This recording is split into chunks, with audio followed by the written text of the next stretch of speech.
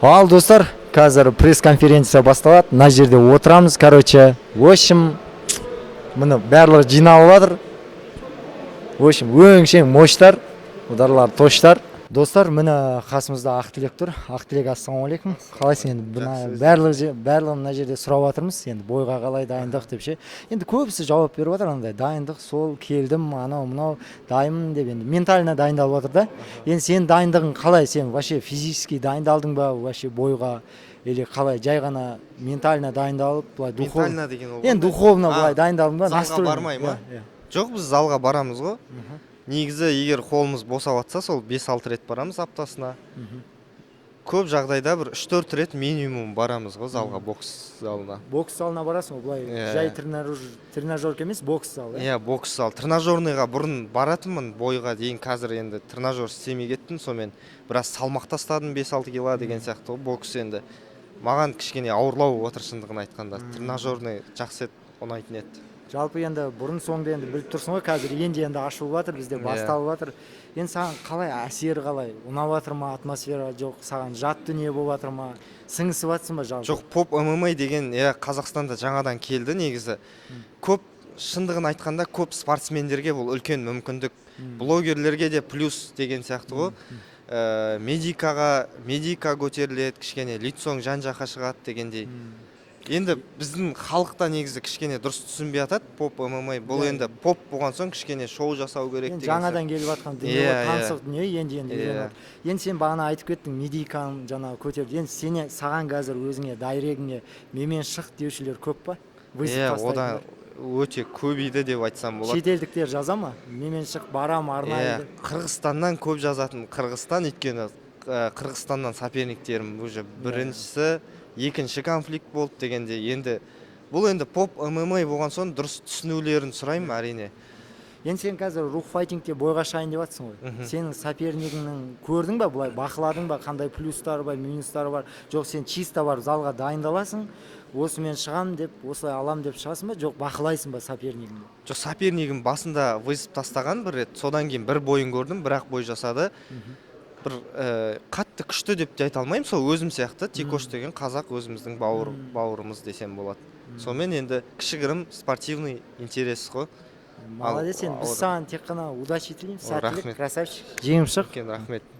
Ассалаумағалейкум, Бексұлтан, брат, қалайсың? Жалпы енді сен де рух файтингте жүр екенсің, алдың көрдік бойыңды. Енді сен бұл жолда бойға шығуға келдің ба, или көрермен ретінде келдің ба? Бойға шығуға келдім. Көрейін деп келдім, бәрін істеу келдім ғой. Дайындық қалай енді? Алдыңғы жолы бой өткіздің. Кіммен өткіздің сен, кстати? Кантемир деген российский блогермен. Қалай болды? Бойың қалай өтті енді? Бой өтенді. Еще монтажын алып тастадым. Жоқ, енді сен енді бұрынғы бойыңа қарағанда ощущение қандай екен? Октагонға үйрендің ба? Дайындалдың ба жалпы қазір келе жатқан? Бойдан кейін дайындалған жоқ, шынымды айтайын. Уақыт болмады. Анау мен еще сұрағам, қашан болады деген, пока болмайды деді бой. Енді жерде срочный бой шығып қалды, сонымен кеп қалдық. То есть енді сенікі жеңіс шығар енді, жеңіске Бұйырса, жеңіс деп. Жеңілемде шығып қойды ешкім. Не дейді? Жақсы, красавчик. Мапох, енді өздеріңіз айтпаса да уже түрінен көріп қоясыздар ғой, кім екенін, звезда, красавчик. Барынша мақтап жатырмын ғой сен, брат. Звезда демек қой енді. Красавчик деген красавчик, краш, короче, енді қазіргі тілмен айтқан. Мапох, дайындық қалай енді жалпы? Дайындық жоқ, шынымды айтайыншы, мен дайындық вообще жоқ.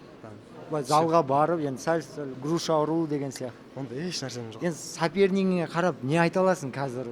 Что-то грозный ма, жоқ дайындалу керек пе еді, қалай ойлайсың? Или енді білмеймін, бұйырған соперник өте жақсы жігіт, молодец, красавчик. Андай дайындалған, мықты, физически өте мықты жігіт. Бірақ енді көрініп тұр, өте жақсы жігіт екен.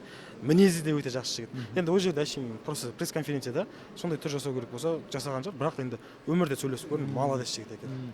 Жалпы енді сен қазір осы жігітпен шығасың, одан кейін ары қарай жалғастыру бар ма ойыңда? Или там бір-екі рет сөйлесем кетемін дейсің ба, қалай енді? Белгісіз, ешнәрсе айта алмаймын. Алда планымды бүйтіп бірақ жалпы бұл қалай ұнап жатыр ма саған блогерлер бүйтіп кездесіп бір-бірімен күш сынасқаны? енді жақсы ғой, спортқа баулу ол өте жақсы тірлік қой негізінде. Енді барлығы халықтың барлығы қызығып жатыр да саған ше? Быстрее тамақ жейміз, тамақ жейміз. Давай, молодец.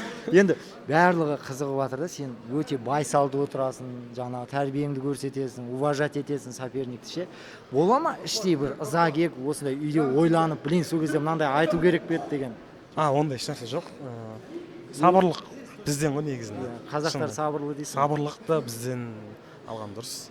Красавчик. Сабырлы болған өте әрдайым өте дұрыс ол. Молодец. Барлығын тапсыра салған дұрыс ең әдемісі. Әрине, көрінер ғой, Мапух сабырлы, всегда уважениеда. Достар, сіздер де уважениеда болыңыздар. Сіздермен болған Мапух, красавчик брат. Давай, удачи, сәттілік. Әрсен хан, Қырғызстанның батыры. Жалпы блогерлік па, қалай сенде? Қай жағынан Не дамыласың? напрягайся, хорошо. Енді каждый раз келердің ғой, сен физрук қойсай. Казах Ели.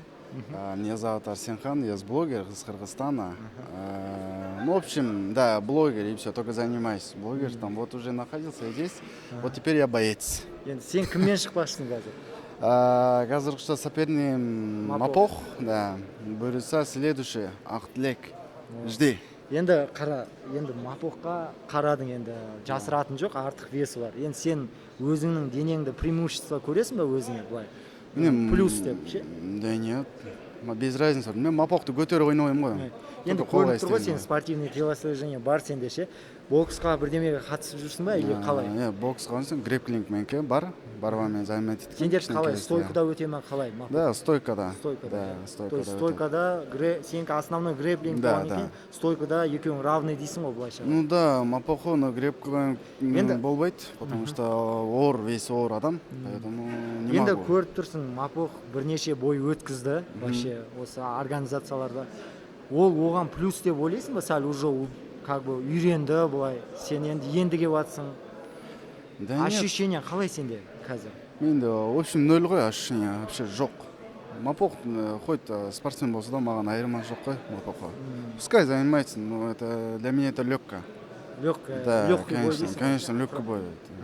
Жалпы енді осы жаққа келдің қазір сразу Мапохпен, енді Мапох біздің Қазақстанда өте танымалды. Жалпы енді Мапохтан кейін тағы да бойлар өткізем деген ойдасың ба? Жоқ, бір-екі боймен шектелем дейсің ба, қалай енді? Құдай бұйырса ғой, главный чек қой. Если чек қылса, любой жақ келеміз қой, любой мен бітіреміз қой, так. Вызовты қабыл аламыз, если чек интересно, конечно. Жақсы, енді біздің рух файтинг Қырғызстанда қалай көре ма, қалайсыздар? Албетте, Физруқты бары көріп көреді. жатсыздар. Бары көреді. Қолдайды ғой бары. Қырғызстан жіберді ғой бізді. Физрук, мені.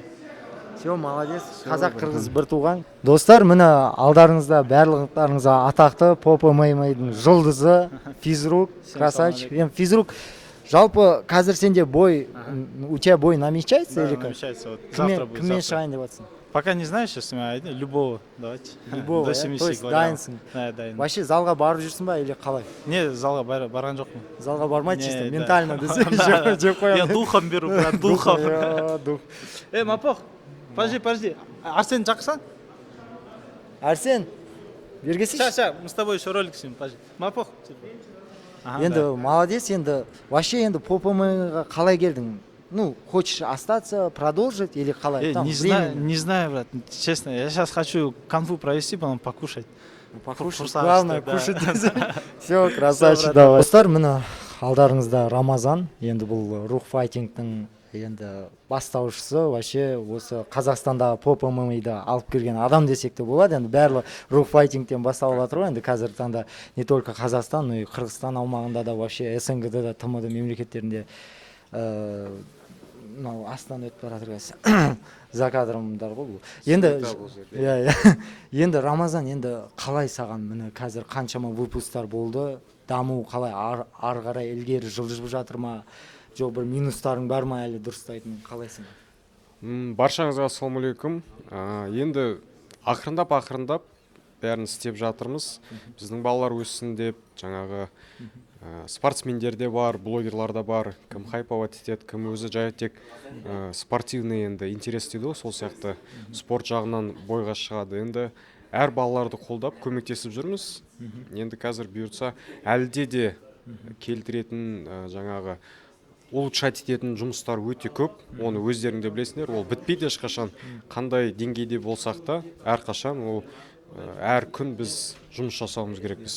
Енді қазір таңда жалпы мына басқа өзге мемлекеттер ТМД-дан хабарласып жатыр. Жалпы алдағы уақытта теңіз асып, там Америка құрама штаттарына алып келем деген ойда бар ма бір атақты там шетелдік бір боецтерді? Енді қазір Қырғызстаннан келіп жатыр, білеміз. Ондай план Мен енді өзім әрқашанда андай артық көп үлкен сөздер айтпаймын.